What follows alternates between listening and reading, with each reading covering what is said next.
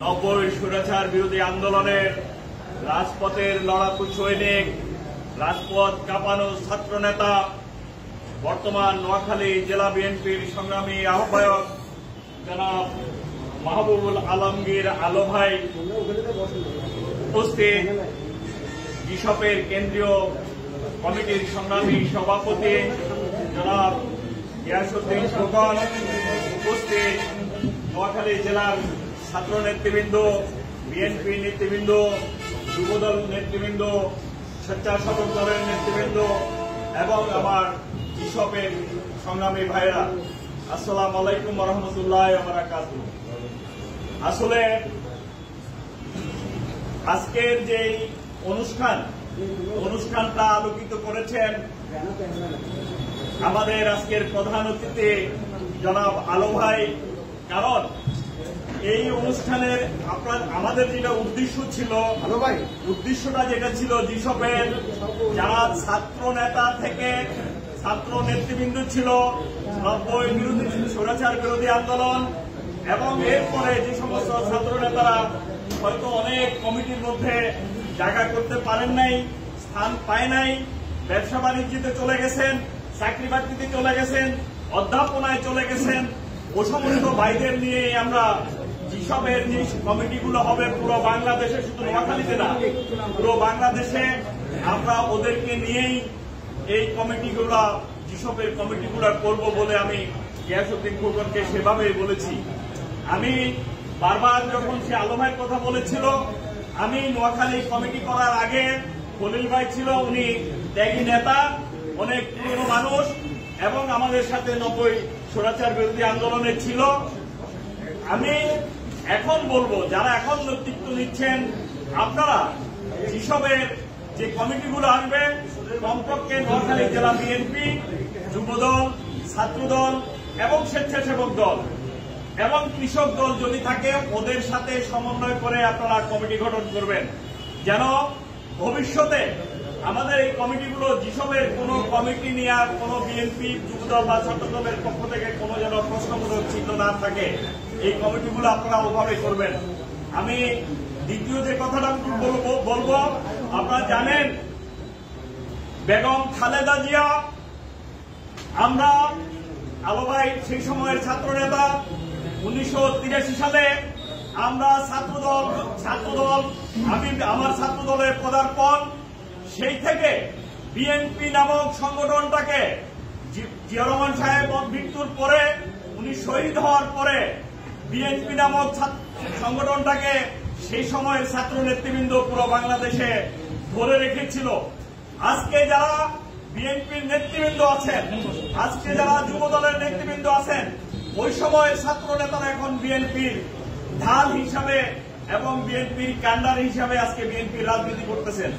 আজকে আমাদের এসে দেখেন, এখানে সবাই ছাত্র নেতা, এখানে সবাই ছাত্র নেতা, আল্লাহ ভাই থেকে শুরু করে নতুন প্রজন্মের ছাত্র নেতা এবং 90 দশকের ছাত্র নেতারা এখানে স্টেজের মধ্যে বসা। আমি মনে করি আপনাদের মধ্যেও যারা আছেন অনেকেই সে সময়ের ছাত্র নেতা বা ছাত্র নেতৃবৃন্দ বা ছাত্র দলের সাথে জড়িত ছিলেন। আমি এই কথাগুলো এই কারণেই বলছি, 86-এ আমি তখন চট্টগ্রাম বিশ্ববিদ্যালয়ের ছাত্র, লালদিঘির পাড়ে মিটিং গিয়েছিলাম শেখ হাসিনার। আমরা তখন যুগপৎ আন্দোলন করতেছিলাম, এই স্বৈরাচার বিরোধী এরশাদের বিরুদ্ধে আন্দোলন।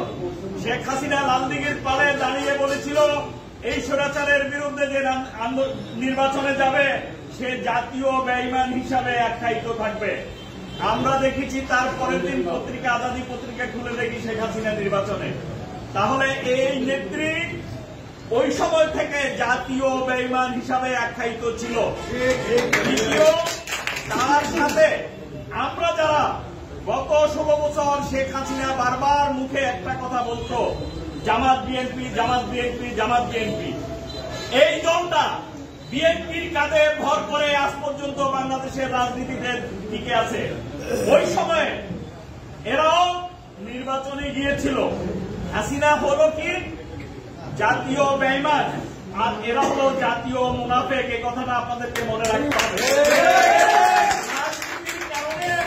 অনেকেই যেমন আমাদের জাতীয় নেতৃবৃন্দ এখন বলে দেখেন আমরা বিএনপি কে আওয়ামী লীগকে সুযোগ দিচ্ছি, ওদেরকে ইয়ে করতেছি না, শুধু এই বেঈমানের কারণে, এই মুনাফিকের কারণে আজকে আমরা আওয়ামী লীগ সংগঠন থেকে, তাহলে এতদিন কিন্তু আওয়ামী লীগ ইয়ে হয়ে যেত, কি হয়ে যেত, ডিসমিস হয়ে যেত। শুধু এই মুনাফিকের কারণে আওয়ামী লীগ ডিসমিস করতে পারতেছি না, কারণ এই বেঈমান মুনাফিক থেকে বেঈমান ভালো ভাই। বেঈমান মানে কি? বেঈমান মানে সে তার কোনো ইমানই নেই, সে মিথ্যা বলবে, হাসা বলবে, কি বলবে আমার জানার কিছু নাই। আর মুনাফিক মানে আপনার সাথে করবে, আপনাকে ধ্বংস করবে। এরা হলো এই মুনাফিকের দল। এই মুনাফিক সম্পর্কে আপনাদেরকে সজাগ থাকতে হবে এবং আগামী দিন আপনাদের সবচেয়ে আওয়ামী লীগ কিন্তু এখন আমাদের প্রতিযোগী না, প্রতিদ্বন্দ্বী না, আমাদের প্রতিদ্বন্দ্বী হলো এই মুনাফিক দলটা। এই মুনাফিক দলটা মাথায় রেখে আপনাদেরকে চলতে হবে, কারণ এরা যেভাবে মানুষকে মগজ ধোলাই করে, সেই মগজ ধোলাই আমাদের ছাত্র নেতৃবৃন্দ, এখন জাতীয় নেতৃবৃন্দ, আপনাদের এলাকার সব ছাত্র নেতারা আছেন। আমি মনে করি এই কথাগুলো বারবার আপনাদেরকে বলতে হবে। এই হাসিনা এক ধরনের মুনাফিক, হাসিনা বেঈমান, হাসিনা বেঈমান, নিজেই স্বীকৃত বেঈমান, আর এরা হলো মুনাফিক। দেখেন এরা গত 16 বছর টিকে ছিল বিএনপির উপর নির্ভর করে, আর এরা এখন বিএনপি কি বলে একই ছাপের কি কর। দেখেন এদের কারণে হাসিনা আবার করে ঢুকে পড়বে বলে এরা মনে করতেছে। আমি বক্তব্য দীর্ঘায়িত করবো না, শুধু আমাদের মধ্যে যে কথাগুলো ছিল সেটা হলো জিয়াউর রহমানের ফেলে দেওয়া 19 দফা কর্মসূচি, এইটা আপনাদের মাথা ঢুকাতে হবে। জিয়াউর রহমানের 19 দফা কর্মসূচির বই যদি না থাকে, আলো ভাই কন্টিনিউ ওনার কাছে আছে, অথবা আমাদের কেন্দ্রীয় দপ্তরে আছে, কিনলে পাওয়া যায় মাত্র 10 টাকা না 15 টাকা দাম। এই 19 দফা কর্মসূচি নিয়ে আপনাদেরকে মাঠে যেতে হবে। আর বর্তমান প্রজন্মের তারুণ্যের অহংকার তারেক জিয়ার যে 31 দফা কর্মসূচি, এই কর্মসূচিগুলো নিয়ে আপনাদেরকে জনগণের পাশে যেতে হবে। আপনারা যদি এই কর্মসূচিগুলো নিয়ে যদি জনগণের পাশে যান, তাহলে ওই যে মুনাফিক, আমি স্বৈরাচারও বলি না, আমি এদেরকে শুধু বলি মুনাফিক এবং বেঈমান, এরা মুনাফিক এবং বেঈমানের দল। ইনশাআল্লাহ বিএনপির এই খেতাব নাই। বিএনপির নেতৃত্ব জিয়াউর রহমান সাহেব মৃত্যুর পরে কিচ্ছু পাওয়া যায় নাই। বেগম জিয়ার একটা বাড়ি ছিল সরকার প্রদত্ত, ওটা থেকে এই মুনাফিক বেঈমান উৎখাত করেছে। তারেক জিয়ার কোন সম্পত্তি নাই, বিশ্বের কোথায় কোনো অ্যাকাউন্টে তারেক জিয়ার নামে কোনো সম্পত্তি পায় নাই। এই কথাগুলোই আপনাদেরকে জনগণকে বুঝাতে হবে। আর আজকে হাসিনার পোলার হাজার হাজার কোটি টাকা, 28 লক্ষ কোটি টাকা ওরা এই দেশ থেকে পাচার করছে। 28 লক্ষ কোটি টাকা আমাদের জনগণ বুঝবে না, কি বুঝাবেন? 28 লক্ষ কোটি টাকা মানে 90টা পদ্মা সেতু। কয়টা পদ্মা সেতু? 90টা পদ্মা সেতু করতে পারে এই পরিমাণ অর্থ সাধারণ মানুষ 28 লক্ষ কোটি টাকা বুঝবে না। বুঝাতে হবে 90টা পদ্মা সেতু করতে পারে এই পরিমাণ অর্থ ওরা দেশ থেকে পাচার করছে। ভাইয়েরা, আমি আর বক্তব্য দীর্ঘায়িত করব না। আমার শ্রদ্ধেয় নেতা 90 স্বৈরাচার বিরোধী আন্দোলনের দীপশিখা আমার ভাই, উনি আজকের প্রধান অতিথি হিসাবে বক্তব্য রাখবেন। আমি বলবো ভেদাভেদ নাই, একটা কথা মাথায় রাখবেন, আমরা দল ক্ষমতায় যাবে কি যাবে না সেটা আমরা মানি না, জানি না, আমরা জানি না। তারেক জিয়া বারবার একটা কথা বলে, ক্ষমতা অনেক দূরে, আমরা ক্ষমতায় যাইতে পারবো কি পারবো না এটা আমরা জানি না, বাট আমরা আশা করি, আমরা আশা করতে পারি, কারণ আমরাই গত 16 বছর আন্দোলনে ছিলাম। জামাত আন্দোলনে ছিল না, ওরা রাজনীতি করছে ঘরের ভিতরে ভিতরে, আর আমাদের কর্মীরা আন্দোলনের মাঠে ছিল। তাই আমি আশা করি আপনারা এই কথাগুলো মানুষকে বুঝাবেন এবং আপনারা ঐক্যবদ্ধ থাকবেন। আগামী দিন যাকেই আমাদের দল নমিনেশন দেয় তাদের পক্ষে কাজ করবেন এবং আমাদের যে কমিটিগুলো আসবে, যেহেতু নোয়াখালী বিএনপির কর্ণধার আমার আজকে এখানে বসা আছে, উনি ছাত্র নেতা, উনি খুব ভালো করে সবাইকে চিনেন, ওনার মাধ্যমে আপনারা কমিটিগুলো করবেন এবং আমাদের যদি উপর থেকে কোনো দিক নির্দেশনা যেভাবে আছে আমরা আপনাদেরকে সেভাবে আমরা সেটা গাইডলাইন দেব।